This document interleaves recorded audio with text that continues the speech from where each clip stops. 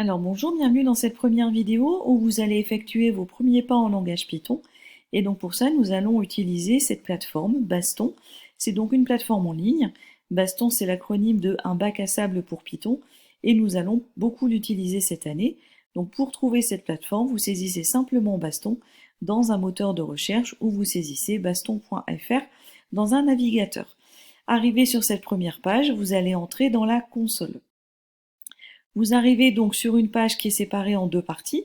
Sur le côté gauche, vous avez cette première fenêtre, c'est ce que l'on appelle l'éditeur. On ne l'utilisera pas dans cette première vidéo. Et sur la partie droite, vous avez ce qu'on appelle donc la console, que nous allons maintenant utiliser, puisque nous allons tout simplement découvrir les premières commandes en utilisant cette console un peu comme une calculatrice.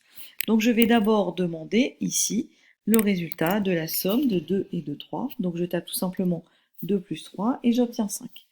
Idem pour la soustraction, on tape tout simplement 2 moins 3 et on obtient moins 1. Donc pour l'instant c'est très classique, l'addition c'est un plus, la soustraction c'est un moins. Maintenant le produit, donc je peux par exemple demander le produit de 6 et de 3, et donc dans ces cas-là c'est l'étoile, 6 étoile 3, et j'obtiens le résultat 18. Pour la division, donc si je souhaite le résultat du quotient de 6 par 3, on va utiliser le slash. Donc 6 slash 3, j'obtiens donc 2.0, puisque vous remarquerez que le résultat s'écrit en décimale, et vous remarquerez surtout que le séparateur décimal, ce n'est pas une virgule, mais c'est un point. C'est donc la notation anglaise. Je peux maintenant, par exemple, demander le résultat du quotient 1 septième. Et là, j'obtiens donc une valeur approchée, donc toujours avec le séparateur décimal qui est le point, mais j'obtiens une valeur approchée avec un nombre conséquent de chiffres après la virgule. Donc il peut être intéressant de demander à Baston de me donner une valeur approchée au millième par exemple. Donc dans ces cas-là, je vais utiliser la commande round, arrondir. Donc dans la parenthèse, vous recopiez d'abord le résultat dont vous souhaitez une valeur approchée, ensuite une virgule qui va servir de séparateur, et là vous précisez le nombre de chiffres souhaités. Si je souhaite arrondir au millième, je vais donc préciser que je souhaite 3 chiffres après la virgule, et j'obtiens le résultat, donc 0,143. Vous remarquerez que on obtient bien un arrondi. Le troisième chiffre après la virgule était un 2, il est suivi d'un 8, le résultat approché est donc bien 0,143.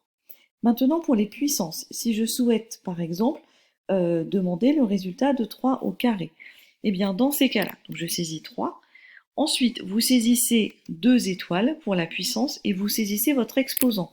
Donc ici 2, 3 au carré, c'est donc 3, étoile, étoile, 2, j'obtiens 9, 3 fois 3. Si maintenant je souhaite le résultat de 3 puissance 4, je vais donc saisir 3, toujours 2 étoiles, et ensuite l'exposant 4. J'obtiens donc 81, 3 fois 3 fois 3 fois 3, ça donne bien 81. Maintenant, je pourrais par exemple demander à la plateforme de me renvoyer la valeur de pi, ou en tout cas une valeur approchée. Je saisis donc pi, et là j'obtiens un message qui me dit que, donc sur la dernière ligne ici, namepi is not defined. En effet, la plateforme Baston et Python de manière plus générale ne connaît pas la valeur de pi par défaut. Donc en fait, on va lui insérer une bibliothèque, un dictionnaire si vous préférez, qui va lui permettre de connaître la valeur de pi. Ce dictionnaire s'appelle le dictionnaire math, et donc pour l'importer, je vais tout simplement saisir, from math import, donc le nom de la bibliothèque, et je termine, par une étoile. From math import étoile. Je valide, on a l'impression qu'il ne s'est rien passé, sauf que maintenant, la bibliothèque, le dictionnaire math est intégré à Python, et donc lorsque je lui demande la valeur de pi, il me renvoie une valeur approchée. Comme tout à l'heure, si je souhaite une valeur à 10 exposant moins 4 par exemple, j'utilise la commande round, je saisis pi, je souhaite avoir 4 chiffres après la virgule, je valide, et donc j'obtiens le résultat. Pi est à peu près égal à 3,1416. Voilà donc pour les premières commandes avec Python.